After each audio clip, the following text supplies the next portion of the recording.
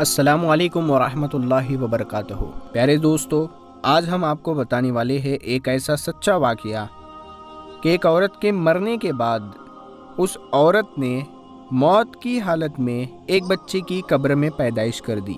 दोस्तों, ये बहुत ही खौफनाक और बहुत ही ज़बरदस्त वाक़या है जिसको आप सुनेंगे तो बहुत ही हैरानी होगी।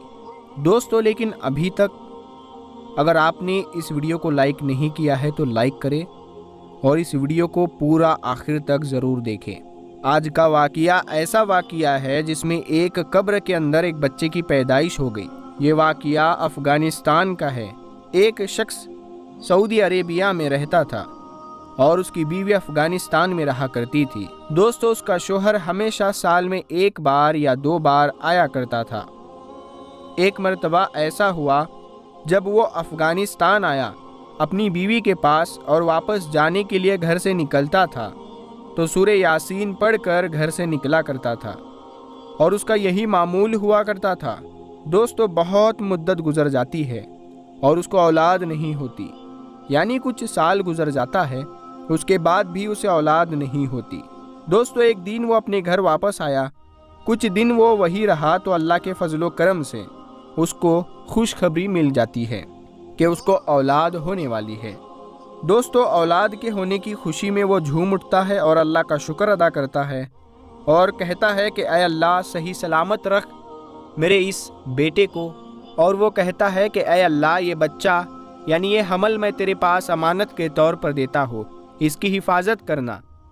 तो कुछ दिन में उसे वापस लौटना होता है तो वो सफ़र के लिए घर से बाहर निकलने लगता है और अपनी बीवी से मोहब्बत का इजहार करते हुए ये दुआ करता है कि ऐ अल्लाह, जो मेरी औलाद होने वाली है तो उसकी हिफाजत करना, मैंने उसे तेरी अमानत में दे दिया। और वो चला गया। चंद दिन बीतने के बाद इत्तेफाक से उसकी हामिला बीवी का इंतकाल हो जाता है। दोस्तों, फिर वो रोता रोता वहाँ से अपने घर वापस आता है। जब बहुत ही गमगीन होता है, वो बहुत ही रोता है, बहुत मुद्दतों से उसको औलाद होने वाली थी, तभी उसकी बीवी का इंतकाल हो जाता है। दोस्तों, बहुत परेशान होते होते बहुत बेचैन हो जाता है। उसके बाद उसकी बीवी को दफना दिया जाता है। कुछ दिन गुजरने के बाद कब्र में से बच्चे के रोने की आवाज़ें आती है।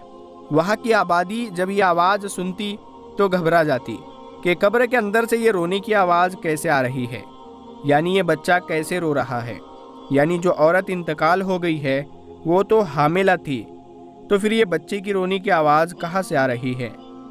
गांव वाले बहुत परेशान हो गए और डर गए। लोगों ने बहुत दुआएं मांगी, फिर भी कुछ असर ना हुआ।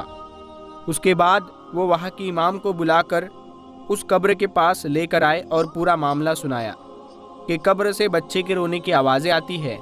इमाम साहब जब कब्र के करीब जाते हैं तो वाकई में कब्र से रोने की आवाज़ें आती रहती है। इमाम साहब ने कहा कि कुछ देर तक हम यहाँ रुक जाते हैं और देखते हैं कि कितनी देर तक आवाज़ें आती है। बच्चे की आवाज़ आती ही रहती है। लगभग 2 दिन गुजर गए और इमाम साहब ने हुक्म दिया कि कब्र के ऊपर का सब कुछ हटाया जाए। प्यारे दोस्तों, अफ़गानिस्तान में वो कब्रिस्तान ऐसा था जिस कब्रिस्तान के ऊपर मिट्टी नहीं डाली जाती थी। उस कब्रिस्तान के अंदर लकड़ी का एक ढांचा होता था, उसी के अंदर कब्र होती थी। तो अगर वो ढांचा लकड़ी का उठाया जाता तो कब्र खुल जाती।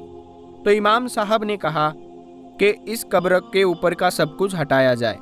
कब्र को जैसे ही खोदा गया तो देखा गया कि एक छोटा सा बच्चा नन्हा सा कब्र के अंदर अपनी माँ के सीने से लिपट कर रो रहा है। प्यारे दोस्तों, ये मंजर देखकर वहाँ के लोग डर गए, परेशान हो गए और ये सोचने लगे कि ये मामला क्या है। एक कब्र जो बंद थी उसमें एक बच्चा कैसे, वो भी जिंदा हालत में। उसके बाद उस बच्चे को उठाया गया और उस बच्चे के बाप के हवाले कर दिया गया। बाप बच्चे को घर ले जाता है और रोते रोते दुआ करता है, ऐ मेरे अल्लाह, मुझे आज पता चल गया कि तू बहुत ही करीम है। मैंने जो दुआ की थी, मैंने तुझे अमानत के तौर पर यह बच्चा दिया था, तूने इसकी हिफाजत की। ऐ अल्लाह, तूने बच्चे की हिफाजत की है। ऐ अल्लाह, जब तू इस बच्चे को अपनी हिफाजत में रख सकता है तो इसकी माँ को मौत क्यों दे दी। अब इस बच्चे की परवरिश कौन करेगा, इसकी जिम्मेदारी कौन उठाएगा, इसे माँ का प्यार भला कौन करेगा। اور اس کی ہر چیز، اس کا ہر کام کون کرے گا؟ تو پیارے دوستو، اس شخص نے پھر دوسری شادی کر لی، تو پھر اس کی جو دوسری بیوی تھی وہ اس بچے سے بے حد محبت کیا کرتی تھی، کیونکہ وہ ایک بیوہ تھی، تو اس شخص نے ایک بیوہ سے ہی شادی کی تھی۔ تو یہ سارا معاملہ دیکھ کر لوگ حیران ہو جاتے ہیں اور اللہ کی شان میں، اللہ کی بڑائی، اللہ کی حمد و ثنا کرنے میں لگ جاتے ہیں کہ اللہ کی قدرت بہت بڑی ہے۔ اللہ جسے چاہے زندگی دے سکتا ہے، جسے چاہے موت دے سکتا ہے، اللہ جو چاہے وہ کر سکتا ہے۔ یہ بہت ہی نصیحت آمیز سبق ہے۔ پیارے دوستو، اگر ہم کبھی جاتے ہیں، کہیں باہر جاتے ہیں، کہیں کام کے لیے جاتے ہیں، کہیں گھومنے کے لیے جاتے ہیں، تو ہمیں اللہ کی بارگاہ میں کچھ پڑھ کر، دعا مانگ کر سفر پر روانہ ہونا چاہیے۔ تو ہر شخص اللہ سے دعا مانگ کر سفر پر روانہ ہو جایا کرے، تو اس سے آپ کی حفاظت اور آپ کے گھر والوں کی حفاظت ہوتی رہے گی۔ دوستو، یہ واقعہ بہت ہی اچھا ہے، اس کو سبق کے طور پر، عبرت کے طور پر لینا چاہیے۔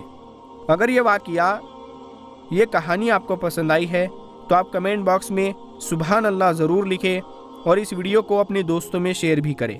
دوستو، دعا مومن کا ہتھیار ہے، تو اس ویڈیو کو زیادہ سے زیادہ شیئر ضرور کریں اور ثواب کے مستحق بنیں۔